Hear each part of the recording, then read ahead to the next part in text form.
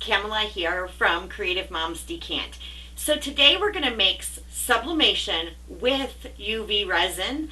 I also want to address the matte sublimation questions that are going on the Facebook, in the Facebook chatting world on sublimation pages. So let's start with Cricut Design Space and I'll show you all about those printer settings. You're like a circle that floats around me, keeping me. Alright, so we're going to start here in Design Space where we're ready to print and then cut. I do need to mirror this image for my magnets, and then we're going to click Send to Printer. And oftentimes I do tell you to add bleed when you're doing keychains or magnets or small sublimation items. However, I'm not going to on this one. I printed it once and I didn't like how the bleed went on the cutting boards, so I wanted to tell you that. And we always want to use the system dialog. Always turn that on. So no bleed and yes to system dialog. And after you hit print, your Epson screen will pop up here. So my Epson ET3710 is what I'm printing on, and I'm going to click Preferences. Under the Preference screen, go under Paper Type, and then choose Premium Presentation Paper Matte. And then you want to choose your quality to high. And hit to print, and print. And I always hand cut the designs myself, so I'll meet you on the workboard. Alright, so I wanted to bring you down here for a second, because if your printer says the settings are mismatched, you need to go over on your printer screen to Settings. And then General Settings, Printer Settings, Paper Source Settings, Paper Setting, and then on Paper Type it should read Premium Matte. If it doesn't, click OK and choose it from this list. And then you can back out and go back home, and your printer will be ready to print. So I wanted to drop you in right here and show you these two. So this is if you print. So first of all, this one has the bleed. This one is also if you don't change those paper settings like I just showed you. And look at the difference. I mean, it's a huge quality difference. It picks up on camera. It definitely picks up in with my eyes. So the reason I don't do bleed on this one is I don't get a nice crisp line, and the vendor Craft Chameleon where I get these has nice crisp lines on their blanks. So you do want to make sure that there's no protective coating on these. And I don't think I tore any of them off, but sometimes I do. I don't feel that there is any on this. So this one does not. And I like to cut these to separate them. And then you also want to tape them down really well. So I'm going to show you that. I'm going to cut one out and tape it down really well. I have already got my heat press heated up. I do these at, I would say a little over 350. I have my own little marks, and I have found that even like between my easy press, if that's what I'm using, or depending on the item, makes a big difference. So you really have to figure out, or depending on the machine, you have to figure out your heat settings. But a good ballpark to start at is 375. You do not want any dirt on these, so I definitely will run them on my lint brush here. I'm almost out of sticky on that part. There we go. All right.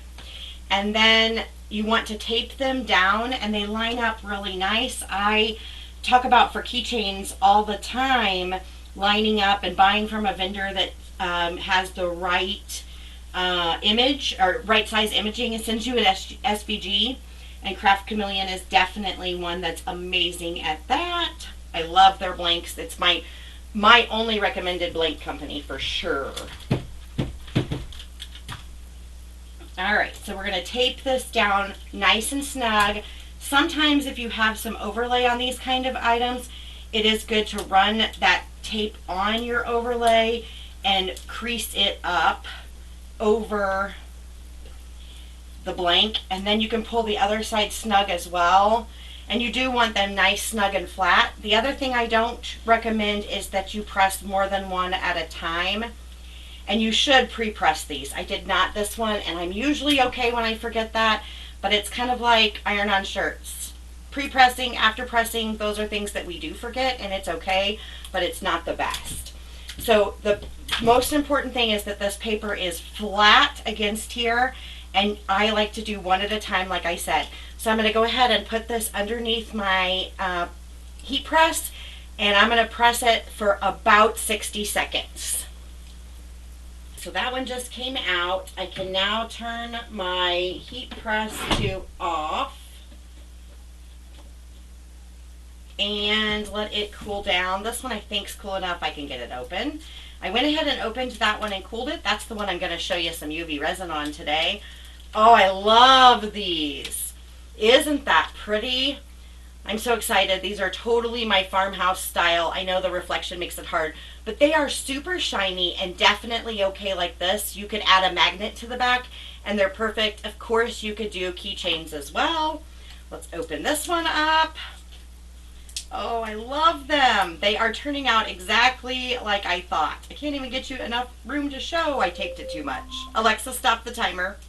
I had accidentally set 2 timers at the end. Oh, I love it. Oh, the cheese turned out so good. I was really worried about my choice of yellow for the cheese, and it's hard to see in the camera, but it's up there and it's just perfect. It's exactly what I wanted. That is adorable. These are super cute. Now I want to show you how you can add some fun UV resin and maybe even a little glitter to one. I want to add a popular little teal stripe down this cutting board. So let me clean up my sublimation mess and pull out the UV resin. Alright, so I have just a pinch of resin in the bottom, and I probably have a little too much, but the nice thing about UV resin is it keeps.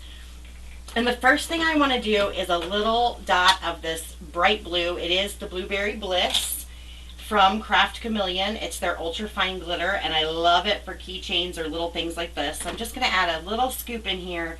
And I really just want that blue bright color.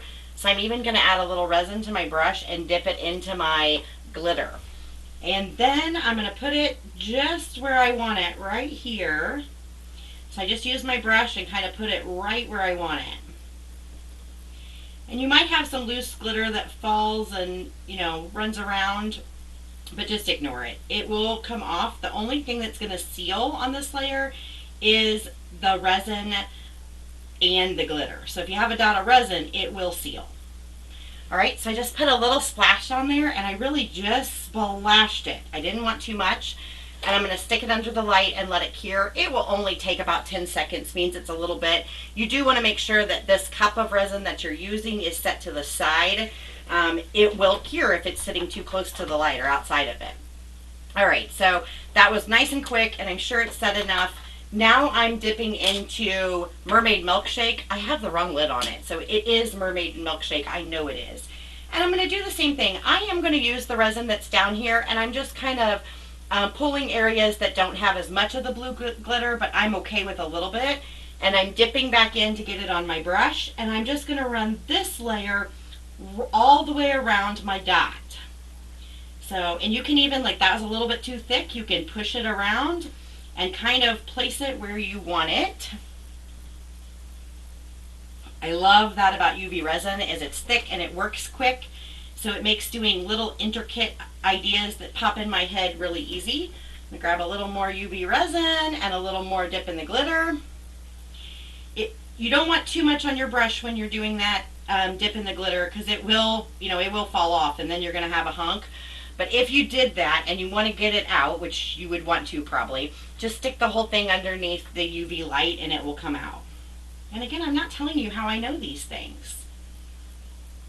So I wanted a little more of the color, so I just dipped in with my wet resin brush into the glitter, and I'm just dabbing it right on where I already have it, so you can definitely see the difference there, and it goes under. So now I'm going to cure that, and I'm going to wipe up a little bit because I want to stay out of this colored glitter we're going to want to get some silver glitter and a nice line of it around the edge next. With an illusion, like a sparrow with broken wings, but now I shine with your reflection.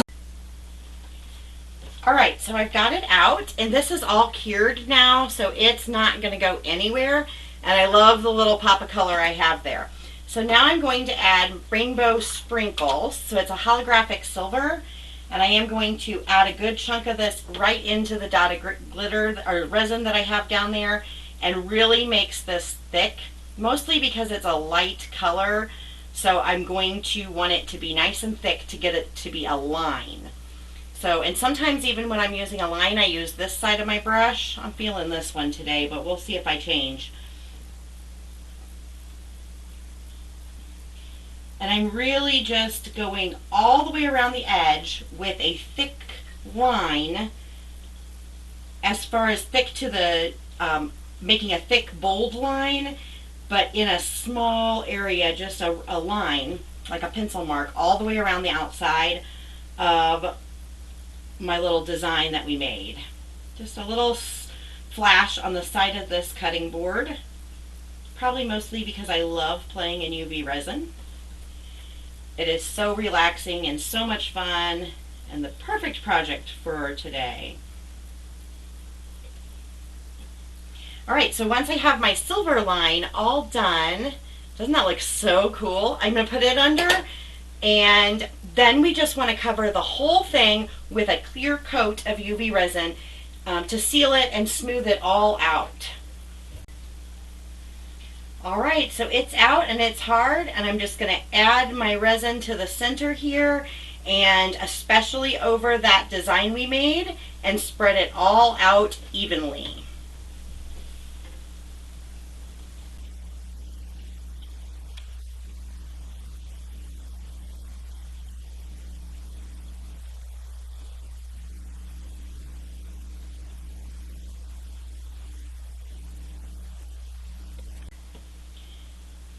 I am going to finish this up with a light pinch of the glitter, just all up there where that design is at on the top, even over it, so just a light pinch. And if a little bit fell on my farm animals, I don't mind at all. And then it goes underneath the light, and we are ready to add magnets to these. So UV resin is a fun way to give them a glass coat finish. I personally think a little more professional finish, but not everyone may agree with me on that. But I like my magnets and keychains to have that professional glassy look. These are absolutely adorable, and you're just going to finish with UV resin. That's it. It's as simple as that. Add your magnet and you have made yourself sublimation and UV resin refrigerator magnets. Let's take a peek here. Isn't it adorable? Super fun. Cute project, and definitely gonna look snazzy on anyone's farmhouse refrigerator. Have a joyful day, friends. Thanks for watching. With an illusion, like a sparrow with